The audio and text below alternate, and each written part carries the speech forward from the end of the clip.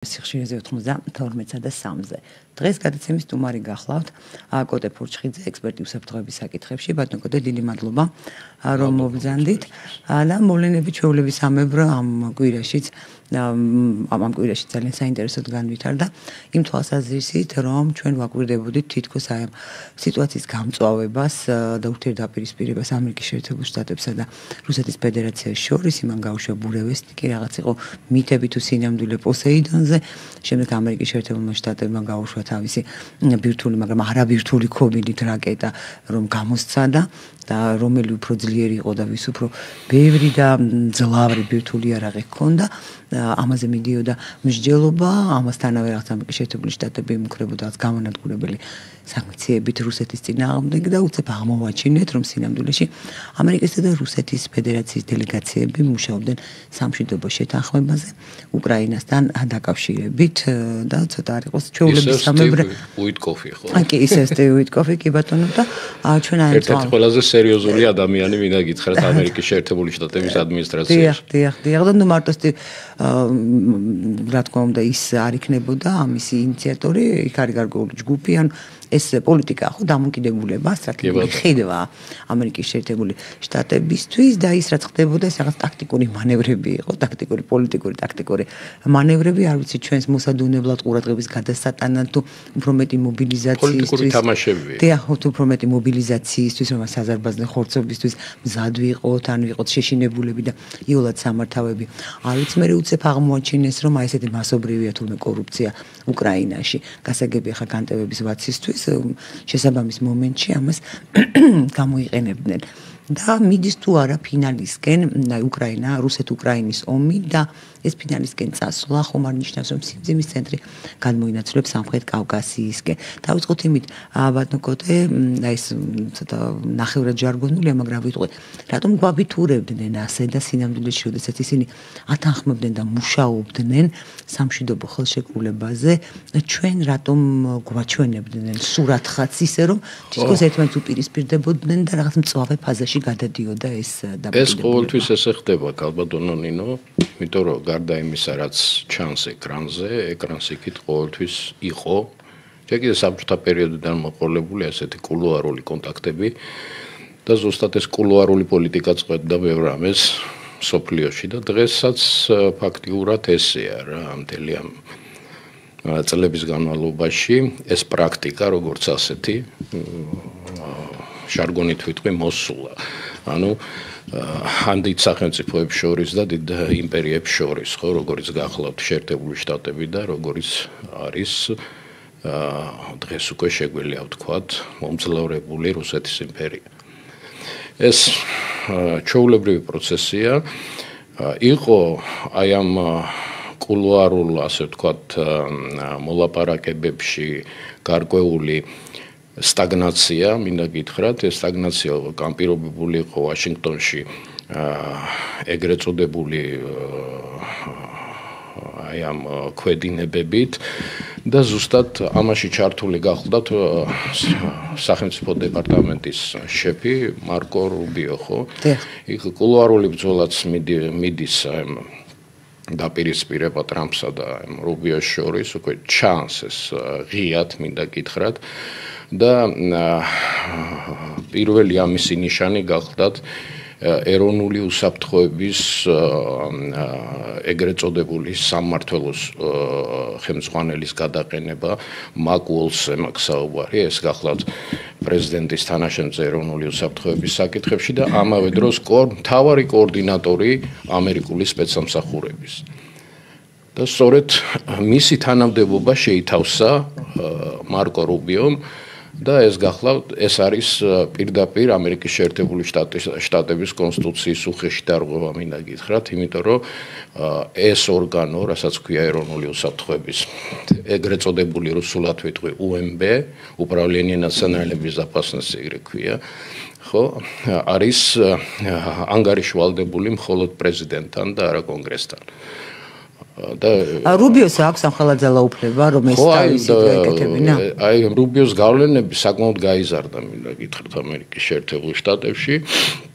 და მან ჩაჩოჩება მოხდა უიტკოფის და მე ეხლა რახან თქვენ ახსენეთ და თქვით რომ უიტკოფის წამოწეული იქნა ხო ეს ფაქტიურად ამ ადამიანის ასე ვთქვათ გავლენების შესუსტებაზეც მეტყველებს უკვე დაიწყო ამას ესა თუ ეთყობა ტრამპის ადმინისტრაციაშიც არ არის ერთ სულოვნება იგივე აი ამ თემასთან დაკავშირებით იგივე ომის გაგრძელება არ გაგრძელებასთან დაკავშირებით გესმით რა შეასაქმე. ამიტომ ეს გავლენას ახდენ ზოგადად ამ კულუარ მოლაპარაკებებზე. მე მაგალითად მივესალმები მას რომ უიტკოფი დაბრუნდა ამ მოლაპარაკების ფორმატში. მას კარგი კონტაქტები ჰქონდა იმას რა ქვია რუსულ ადმინისტრაციასთან და ფაქტიურად ის შეთანხმებული საკითხები რასაც ის თანხმდებოდნენ ყოველთვის სრულდებოდა მინდა თქვა აქვე.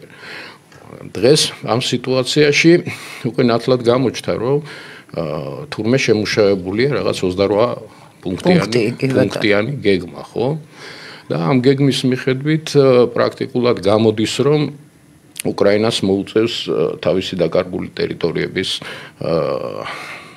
აღიარება რომ ფაქტიურად ის უკვე რუსეთის კუთვნილება იყო და ამერიკის შეერთებული შტატებიც ამავე დროს ამ დოკუმენტით აღიარებს უკვე რომ დონბასი და ყირიმი არის რუსეთის შემადგენლობაში როგორც რუსეთის იმპერიის ნაწილი გესმით თუმცა ზართული პროცესია ეს თავისთავად და მეტყველებს უშუალოდ იმაზე რომ როგორ გადანაწილდება შემდგომში ეს ურთიერთობები, საით გადაინაცვლებს ის ეგრეთ წოდებული დაპირისპირების ჭყალებში. ვექტორი და ალბათ ეს იქნება კავკასია, იმიტომ რომ ამის მონიშნავს, ესე იგი პირველ ნაბიჯს ყოველთვის გავს ამერიკის შეერთებული შტატები. და თუნდაც ის შეხვედრა, რომელიც ვაშინგტონში გაიმართა შუა აზიის ქვეყნებთან, და C+5 თუ რაღაცას დაარქვეს. თუმცა შეიძლება ისინი პუტინთან ჩავიდნენ, მათი ნაწილი პუტინთან ჩავიდნენ.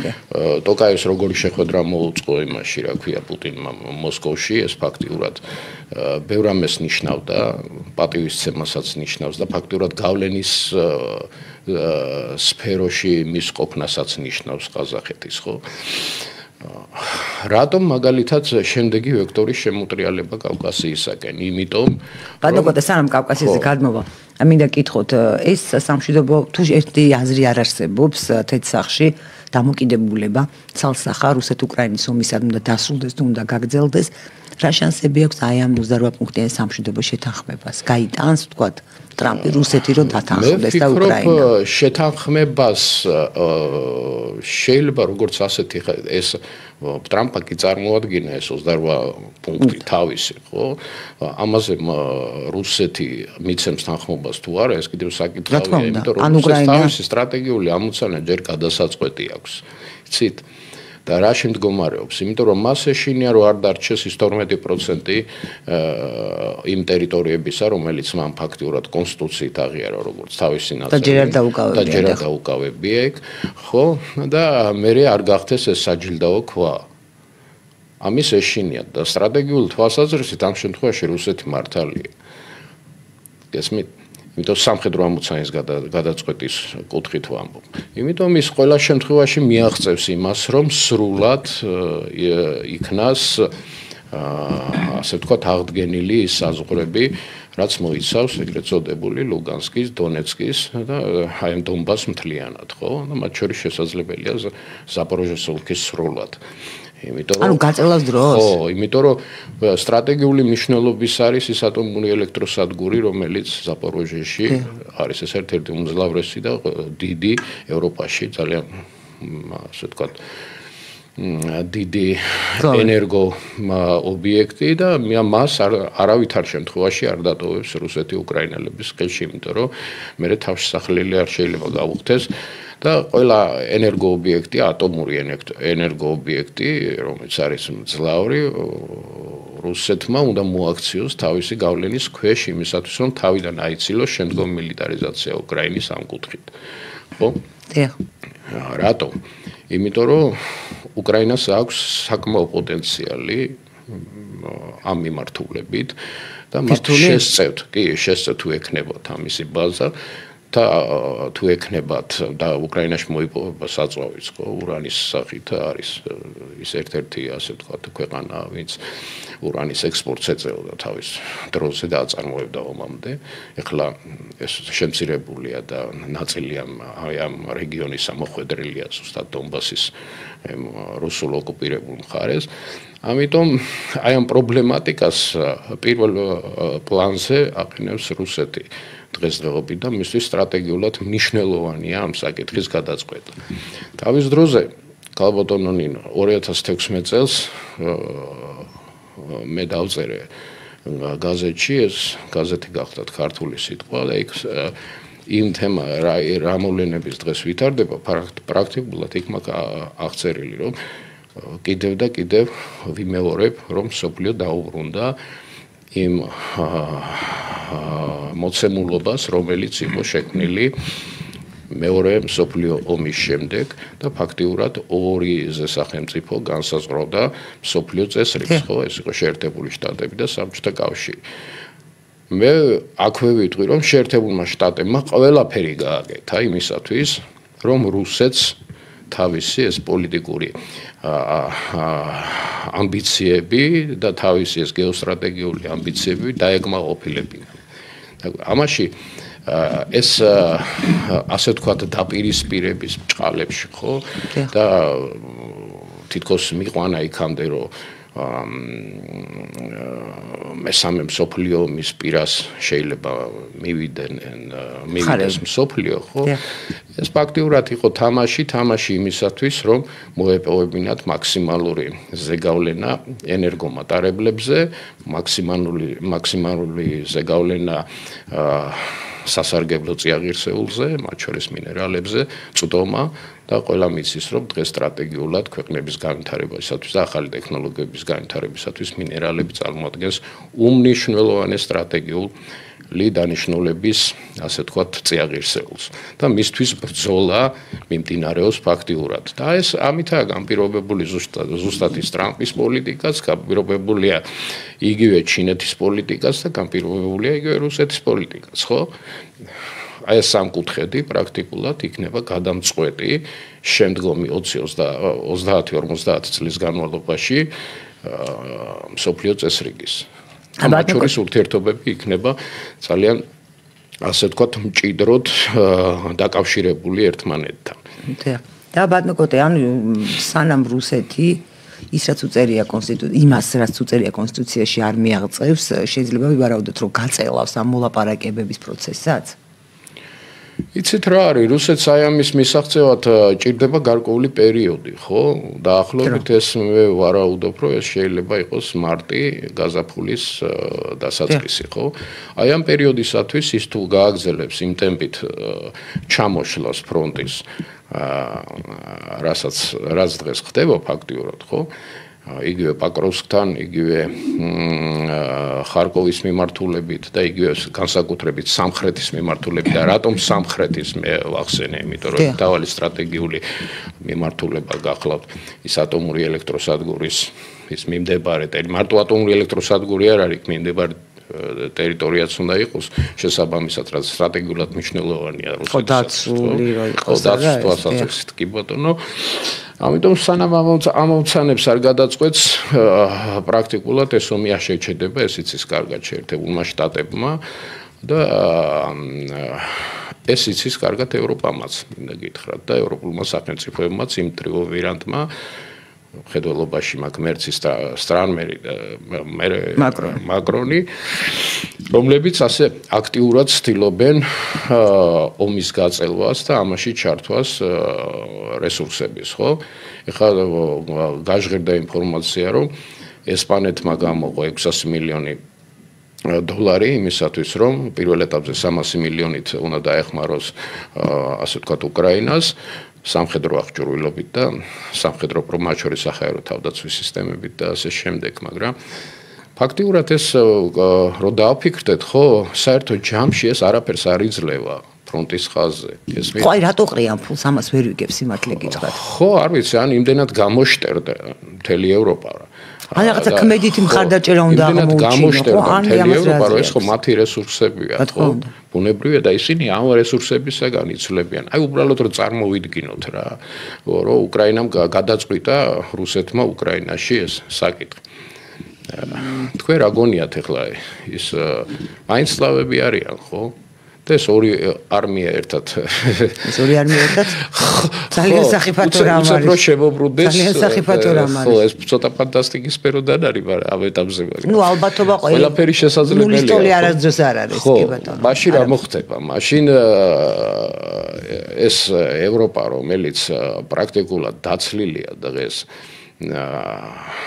სამხედრო რესურსისაგან და რა ხდება ძირითადი მიმწოდებელი იარაღის არის ამერიკის შეერთებული შტატები, ხო?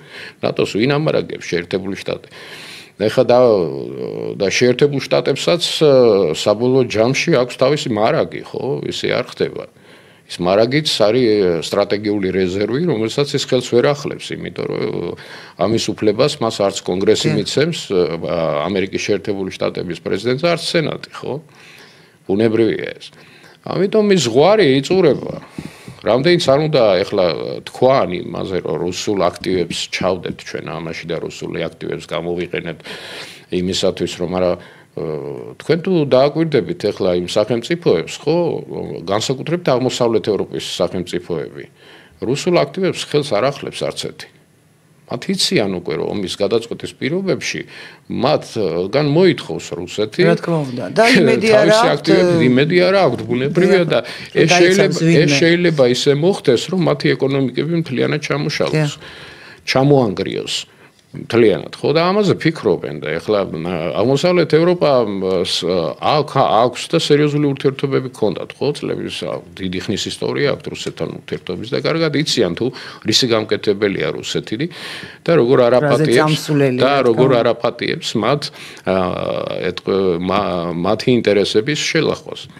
და ეს იცის ყველა მინდა გითხრათ, ამათ ჩვენც პოსტსაბჭოთა ქვეყნებმა კავკასიაში იგივე აზერბაიჯანმა, იგივე საქართველომ და იგივე სომხეთმაც. ეს უნდა გავითვალისწინოთ, მინდა გითხრათ რა.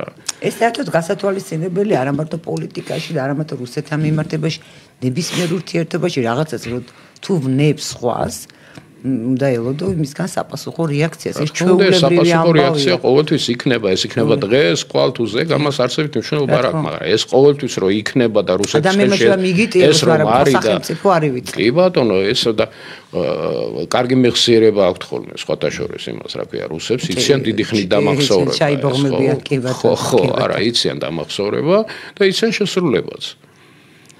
ამიტომ ძალიან ფრთხილი პოლიტიკის გატარება საჭირო, მათ შორის დღეს, როდესაც აი ესეთ ძალიან ძლავრ, ასე ვთქვათ, კულუარულ თამაშებს აქვს ადგილი. დიახ, და ჩვენ არ ვიცით რეალურად რა ხდება. რეალურად ეს არის რეალური დაპირისპირება თუ არა. მე ამას ვფიქრობ, რომ ეს არის კულუარული, საკმაოდ სერიოზული, დიდი გეოსტრატეგიული თამაში და ამ გეოსტრატეგიული თამაშის მთავარი მიზანი არის ინტერესთა სფეროების გადანაწილება ზუსტად ენერგორესურსებისა და სასარგებლო მინერალების ხელში ჩაგდების კუთხით. და ჩვენ ახლა მივუახლოვდით სამხრეთ კავკასიას, მაგრამ რეკლამის გამო მცირე ხნით უნდა დავამშვიდობოთ მაყურებელს, ჩვენ მალე დავბრუნდებით და განვაგრძობთ საუბარს. ჩვენ დავბრუნდით ეთერში, განვაგრძობთ საუბარს ჩვენ სტუმართან, კოტე პორჩხიდესთან ერთად ექსპერტთან უსაფრთხოების საკითხებში. ბატონო კოტე, უკვე უნდა ველოდოთ, მაშინ როცა ზანგეზურის თემა გაჩნდა აზერბაიჯან-სომხეთის დაპირისპირების კონტექსტში, უკვე გასაგები იყო, რომ ერთ-ერთ ცენტრად მოიაზრებოდა, ვთქვათ, სამხრეთ კავკასია და ისედაც მოიაზრებოდა ხო ახლო აღმოსავლეთი, სამხრეთ კავკასია, უკრაინა, ეს სამი ცენტრი ურთიერთდაპირისპირების თუ ურთიერთშეჯახების, აი ორი დიდი სახელმწიფოსი, ალბათ სამი დიდი სახელმწიფოში, ჩინეთი სხვანაირად. ჩინეთის მონაწილეა. სხვანაირად. მით უმეტეს კავკასია. დიახ, სხვა ფორმით არის ჩართული, რა თქმა უნდა.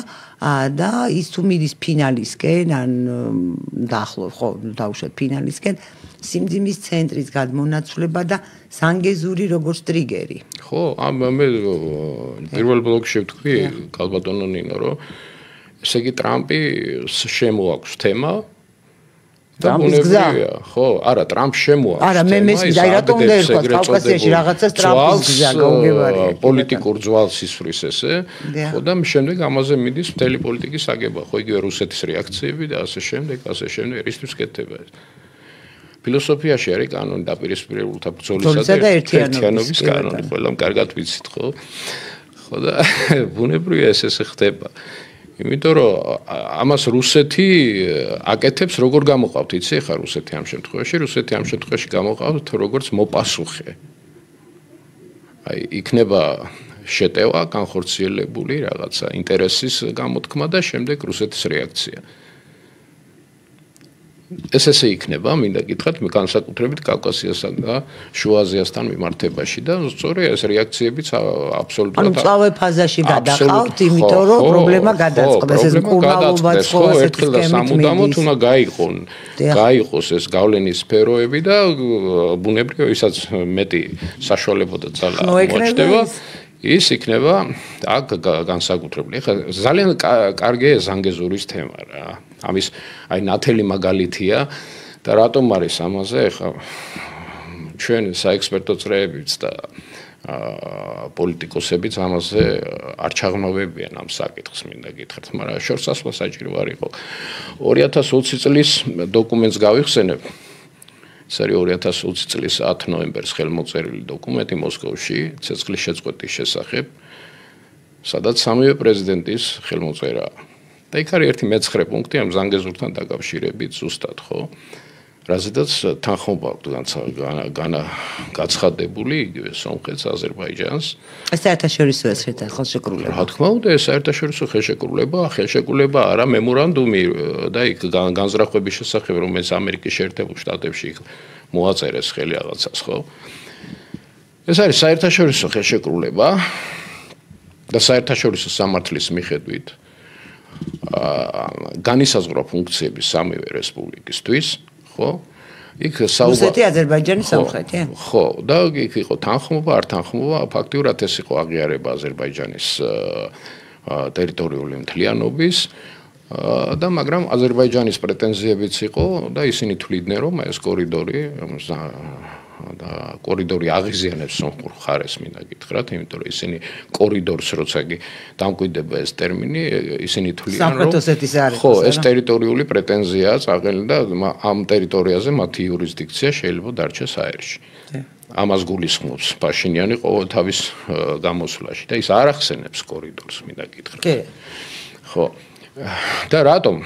იმიტომ რომ პრეტენზია აზერბაიჯანულმა მხარემ მოსკოვშიც წამოაყენა ამ თემასთან დაკავშირებით და თქვა რომ ასე ჩაიწერა ხელშეკრულებაში თუ უბრალოდ პრეტენზია წამოაყენა. ჯერ პრეტენზია წამოაყენა, რა ჩაიწერა გეტყვით.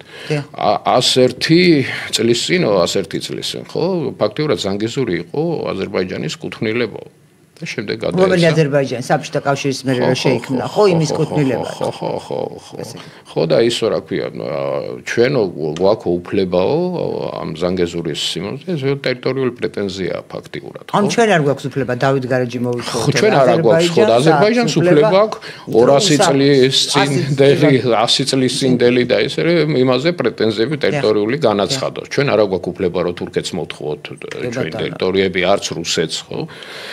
რა ვქნათ ესეთი პატარა ერი ვართ და დაჩაგრული ერი ვართ ამ კუთხით, ხო? ეხლა რა ფუნქციები ქონდათ ორივე მხარეს, ესე იგი რა ჩაიწერა საუბარი იყო და როდესაც ეს აღდგენაზე, რკინიგზის აღდგენაზე სომხეთმა განაცხადა ეს ხელშეკრულებით, არა? ხო, სომხეთმა განაცხადა თანხმობა ამაზე. იქ იყო ორი ხაზი რკინიგზის, ერთი ზანგილანი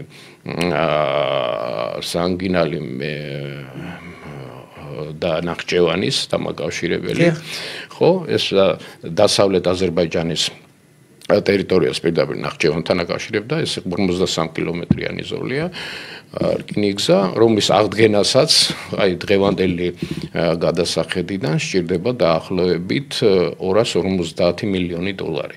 მართლა მონაკვეთის აღდგენას. რაც შეეხება მეორეს, ეს იყო ყაზახი ჯევანის გადასარბენი, რომელიც შემდეგ ჩამოდიოდა აქეთ და უერთდება იმ რკინიგზას. ეს მეორე ანუ ამავე რკინიგზას ვერთმება ხო ეს რკინიგზა პირველი რკინიგზა რომელიც მოკლე რომელიც იყო ის არის 1951 წელს შესული ექსპლუატაციაში იყო ექსპლუატაციაში და შემდგომია ეს იჯევანი ყაზახის გადასარღვენი 1980 წელს იქნა შესული იმაში რა ქვია ექსპლუატაციაში ხო საბჭოთა პერიოდში ფაქტიურად 92 წლის ომის შემდეგ ეს ინფრასტრუქტურა ფაქტიურად ეს მოშლილი იყო ყაზახიდან იჯევანამდე და ეს ქვედა ისა რა ქვია ზონაც მთლიანად აბსოლუტურად ხო ამას ჭირდება 450 მილიონი დოლარის თქვენ თანხებს უყურეთ მარტო 700 მილიონი მარტო აი ამ რკინიგზის ინფრასტრუქტურის აღდგენაზეა 700 მილიონი დოლარი საჭირო ეს ქვეყნებს შორის აღარ ვიძახი მე გამოცობა ნახჭევანის ტერიტორიიდან იქით კიდევ ყაზახისკენ და ამიტომ თუ რეალურად შევაფასებთ ამას ხო ეს ამ პროცესის განხორციელება პირდაპირ გეტყვით შეუძლებელია და ეს ყველამ კარგად იცის მინდა გითხრა და რატომ? იმიტომ რომ იმ დოკუმენტში წერია კიდევ რომ რუსეთის ფედერალურ ძალებს რომელიც სასაზღვრო ძალებს რომელიც გახლავთ FSB-ს ეგრეთ წოდებულ დაქვემდებარებაში მყოფი ძალები ისინი აკონტროლებენ სახელმწიფო საზღვარს სომხეთის და მათ ევალებათ კონტროლი აი აქ აზერბაიჯანსა და აზერბაიჯანიდან ნახჭევანში გადაადგილებული და უპირიქით გადაადგილებული თურქების უსაფრთხოება და კონტროლი. ეს წერია დოკუმენტში. ამ დოკუმენტში და თქვენ როგორ წარმოგიდგენიათ ახლა, როდესაც რუსეთის ფედერალური სამსახური აკონტროლებს ამ რეგიონს, ხო? ფაქტიურად, ისინი ეწევიან ოპერატიულ მუშაობას იქ. ისინი დათმობენ ამას და შეუშვებენ რა ქვია ამ მასში რა ქვია ნებისმიერ ამერიკულ კომპანიას იქ ევროპული კომპანია და რატომ ზანგეზური რატომ ესეთი ტრამპის დაინტერესება ხო ტრამპის ნაკლებად იცის ჩვენმა საზოგადოებამ რომ აი ამ რეგიონში მოიპოვება უმნიშვნელოვანესი წიაღისეული ხო ეს გახლავთ მონიბდენი და სპილენზი ესე იგი მარაგი სოფლიო მოლიბდენის ასე ვთქვათ იმისი რაოდენობის გახლავთ 7% აქვს და ეს არ არის პატარა ციფრი მარაგის 7% და დღემდე ამას ამუშავებენ გერმანელები 60%-ს ფლობენ გერმანიის სახელმწიფო გერმანიის კომპანიები კერძო კომპანიები იქ ხალხი რუსეთმა რატომ არ ისურვა მოპოვება რაზე და რომ გატო შეუშვა გერმანელები ყველაფერი იქია ერთობლივი ესეც არ არის ხლა ის გერმანელებს იქ ვინ დატოვებს 100 წელიწადი ხო უკვე იმიდან გამომდინარე რომ რუსეთმა თუ მოიდგა იქ და მოიცალა იმისათვის და ალბათ მოიცლის კავკასიისთვის და პირველ რიგში მოიცლის სომხეთისთვის და შემდგომ საქართველოსთვისაც მინდა გითხრათ რა ამიტომ ჩვენ უნდა ვიყოთ ძალიან ფრთხილად ამ შემთხვევაში რომ რაღაცას არ გადავაყოლოთ ჩვენი ქვეყანა ხო არ ჩავებათ ცხელ კონფლიქტში რუსეთთან და არ ჩავებათ ცხელ კონფლიქტში რაღაცებისა გამო ამას მოყვება თურქების გაღიზიანება სერიოზული მინდა გითხრათ იმიტომ რომ ისინი აი ამ პროექტებს ტრამპის პროექტებს ფაქტიურად და ეს გახლავთ ტრამპის პროექტები და არავით არის რა ქვია ბრიტანული გავლენა აქვს არაფერ შუაში არ არის, იმიტომ რომ ტრამპმა პირდაპირ დაანონსა. ტრამპი მოსკოვში ჩადიან, ვაშინგტონში და არავინ არ შეიძლება ლონდონში, ხო? ეს სახელმწიფო. მასთან მიდის ფარმერი და არა პირიქით. ხო, თუმცა მეფე არ მიდის. ხო, ესეა და ჩინეთის ასე ვთქვათ კუთხეში გასაჩერებლად, იმიტომ რომ ჩინეთს ჰქონდა ინიციატივა, რატო ზანგეზური ხო? ჩინეთს ჰქონდა ინიციატივა ერთი სარტყელი, ერთი გზა, ხო? ფაქტიურად ეს ირანის გარეშე ამის განხორციელებაში ირანი მოიაზრებოდა და ირანი საერთო თამაშგარე რჩება. თამაშგარე რჩებოდა, აბა როგორ გინდათ და ის პროექტი რომელიც და ფაქტიურად ამით ირანს საშუალება აღარ ექნებოდა შემდგომში რომ დაკავშირებოდა შავი ზღვით იგივე ევროპულ ბაზარს ან სხვა რომელიმეს, ხო? თავისი ენერგორესურსების გასატანად. აი ეს პრობლემატიკა, ძალიან სერიოზული პრობლემატიკა, ფაქტიურად ეს იყო შესაჩერებლად იგივე ჩინეთის ინტერესებისაც ამავე დროს. და ყველაფერი აი როგორ არის აწყობილი ერთმანეთზე ხო ნახეთ ახლა ბევრი რამე არის დამოკიდებული რუსეთზე რუსეთი როგორ მოიქცევა სომხეთში ხო თუ რუსეთმა არ დათმოდა ალბათ არ დათმობს თავის პოზიციებს ბუნებრივია ის პროექტი რასაც ქვია ჩინური ინიციატივა კარის განხორციელებადი პროექტი მაგრამ არსებობს მოსაზრება რომ რუსეთის არ არის ხელსაყრელი ჩინეთის გაძლიერებაო სამხრეთ კავკასიაში თქვენ იზიარებთ ამ მოსაზრებას მე არ ვიზიარებ ამ მოსაზრებას მინდა გითხრათ იმიტომ რომ ჩინეთის ინტერესი არის ვაჭრობა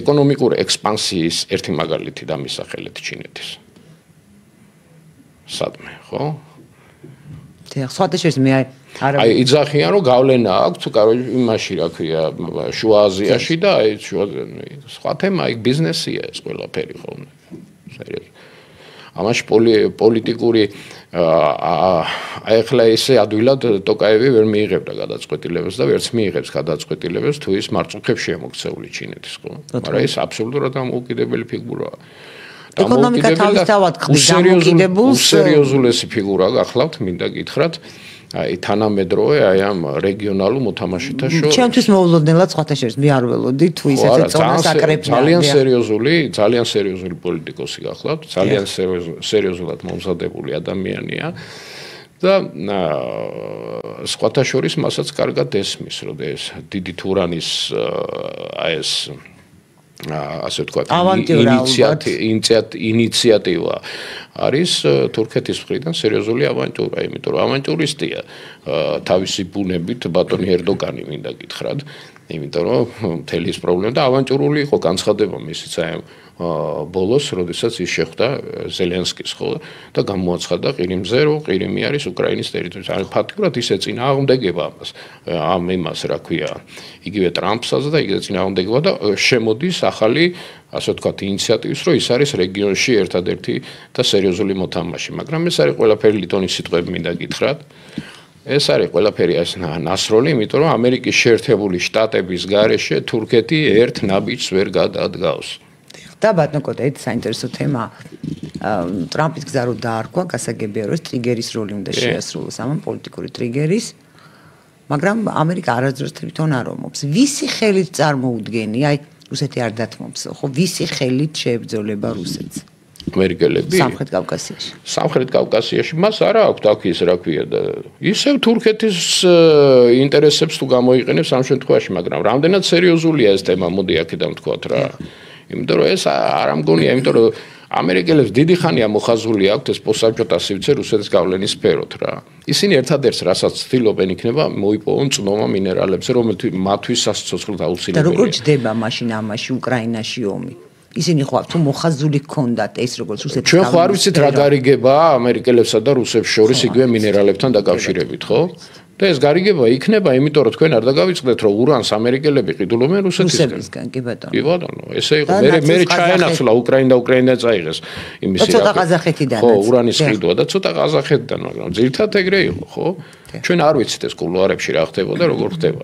და ფაქტიურად ამ მოლაპარაკებების თემად შეიძლება ესე იყოს, იმიტომ რომ ფაქტიურად ეს ომი რაზე მიდის? მიდის ენერგო რესურსებზე წვდომისა და მათი გადანაწილების. გზა, ჩვენ გვაქვს გზა, ჩვენ არ გვაქვს ენერგო რესურსები, მაგრამ ჩვენ გვაქვს გზა და დერეფანი, ხო? ის დერეფანი, რომელიც კარგად უნდა გამოვიყენოთ, მაგრამ ამ დერეფანსაც აქვს ძალიან უსაფრთხოების თვალსაზრისით ძალიან ბევრი პრობლემა მოსდევს. ძალიან სერიოზული პრობლემები მოსდევს ხოლმე. მათ შორის ტერორიზმისაც. მათ შორის ტერორიზმის, რომელიც არის ყველაზე დიდი საფრთხე, მინდა გითხრათ, თანამედროვე მსოფლიოში.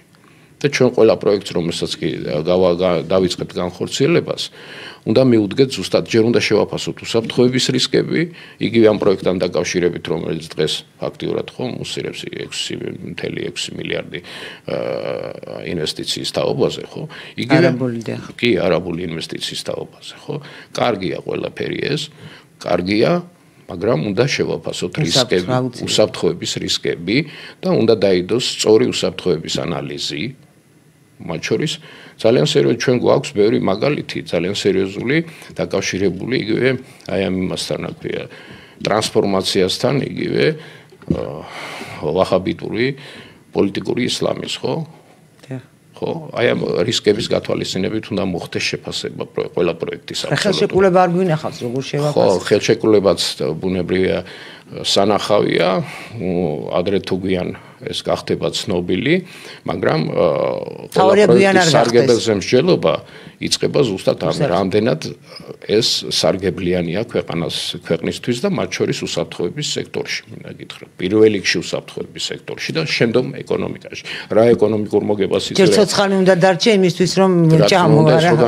ხეშად ვიტყვი ბატონო. აი ამ სიტუაციაში ვართ დღეს და აბსოლუტურად მაქსიმალური ყურადღება გვმართებს მათ შორის სტრუქტურებს და სახელმწიფო სტრუქტურებს იმისათვის რომ ელემენტარულად არ დაუშვათ გამოუსწორებელი შეცდომა, რომელმაც შეიძლება ზიანი მიაყენოს ჩვენ შემდგომ ასე ვთქვათ განვითარებას და კეთილდღეობას და ყოფნა არ ყოფნის საკითხი არ დაგვიდგეს წინ.